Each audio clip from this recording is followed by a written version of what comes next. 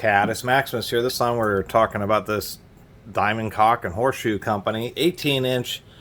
We'll call this the Automotive style adjustable wrench. Even though what this is a different take. I believe that these were made right alongside and right around the same time that crescent wrenches were made. It's just that they were a cheaper design that had no patent. And so they kind of prevailed for a while. Then they disappeared, and it seems that tool manufacturers have run out of wrenches to make, and they're starting to make a comeback. Let me show you what I mean. Northern Tools selling some, and then on Amazon, Crescent is now selling this style, and they want $82 for an 18-inch. And even Titan has like their own kind of custom style one here that has, you know, a bit more squared off style. So it seems a lot of people are now getting back into these. This diamond is not particularly the best example, as we can see. It has a fair amount of jaw play, even this way, although it's okay. And even diamond's guilty of kind of oversizing. If we take a look here, it's not quite 18 inches. It's actually just about 17 3/4. Not a big deal, but they're kind of overplaying it a little bit. Of course, the disadvantage of this style wrench versus the crescent wrench, the genius of the crescent wrench is simply turning the jaws almost 90 degrees to the handle of the wrench so that when you open and close the jaws and you're working on a large fastener or small fastener, you're not losing leverage. Something like this, the wider I open it, the more the moving jaw goes down, and what it's effectively doing is shortening my handle. So it has this kind of perverse effect that the bigger the thing that you're working on, the less leverage that you have to turn with, which is exactly what you don't want. You want more leverage when you work on something larger. That's why, you know, like old-timey ones, a lot of them were the same way. The moving jaw was along the handle.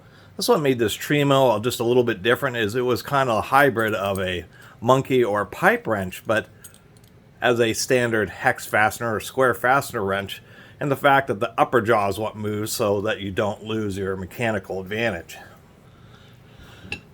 That being said, this style wrench is a lot cheaper to make because all you have to do is forge out a beam, forge out a jaw, run a broach, drill a hole, and throw on a thumb wheel, and you're ready to go.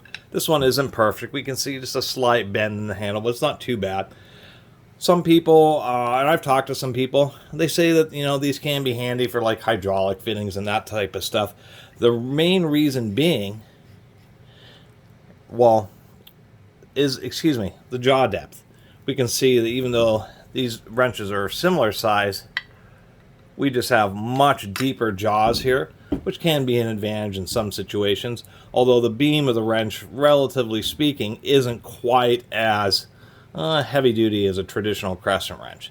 Another thing that people do mention for, I should say, even like large plumbing and, as you know, and once again hydraulic fittings, that type of stuff, is the fact that you can carry around one wrench, even though it's only an 18-inch.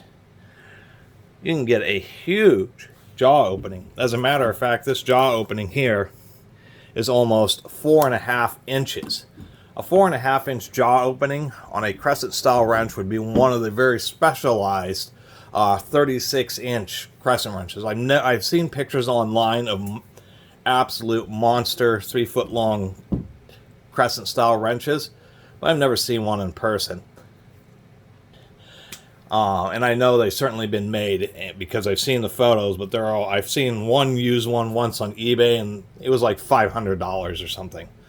So anyway, that's kind of the deal with these automotive style, but now they're calling them automotive style adjustable wrenches. It's a century-old, 100-year-old design that they're bringing back, and that's the one advantage, is that you have a relatively compact and relatively lightweight wrench, not quite as heavy duty as an equivalent-sized crescent wrench, but it is a wrench that gives you just a massive jaw capacity, just a very wide range of things that you can work on with nice deep jaws in one kind of compact wrench.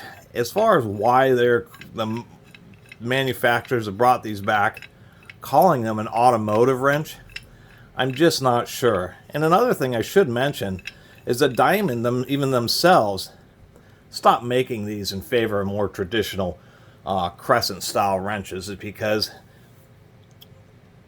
they were better and heavier duty. This one is proper. We do have a nice big buttress thread screw here. Anyway, I could have sworn I had made a video about these. Oh, I should mention, even though it's beat up, no hammering, no extensions. Even back then, Diamond knew that's what people were going to do with something like this. Put a big old pipe over the end of it. And that may be why this wrench is a little bit tweaked. But it's hilarious that, they must have been one of the earliest manufacturers. Probably not the first or anything, but one of the earliest manufacturers to really start putting on the no hammering and no extensions. Probably because they had so many sent back that were just beat and bent to heck and back. The only thing I will say about this Diamond is this is a press fit pin in the jaw. It's not a screw, so it is not rebuildable, although there's not really anything to rebuild, Just hose it down with some oil and you'll be okay.